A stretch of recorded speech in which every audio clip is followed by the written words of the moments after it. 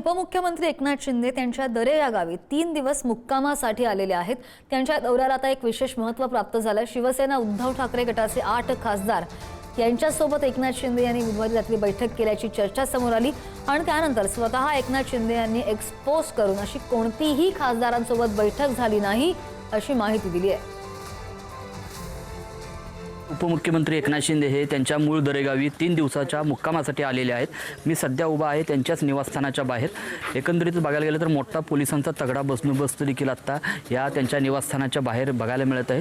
या संपूर्ण पार्श्वभूमीवर बघायला गेलं तर राज्यामध्ये एक मोठी घडामोड होत असल्याची चर्चा देखील पाहायला मिळत होती। उद्धव ठाकरे गटाचे जे 8 खासदार आहेत ते उपमुख्यमंत्री एकनाथ शिंदे यांच्या संपर्कात असल्याचं बोललं जात होतं। ऑपरेशन टायगरच्या माध्यमातून देखील शिवसेनेचे शिंदे गटाचे प्रमुख आहेत जे एकनाथ शिंदे यांच्या संपर्कात उद्धव ठाकरे गटाचे 8 खासदार असल्याचं बोललं जात होतं।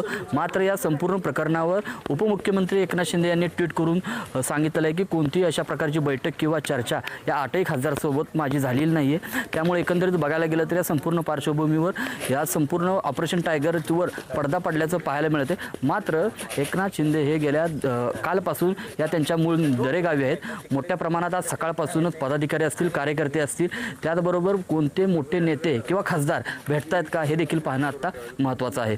कॅमेरामन ओंकारसह मी साई सावंत, पुढारी न्यूज, सातारा।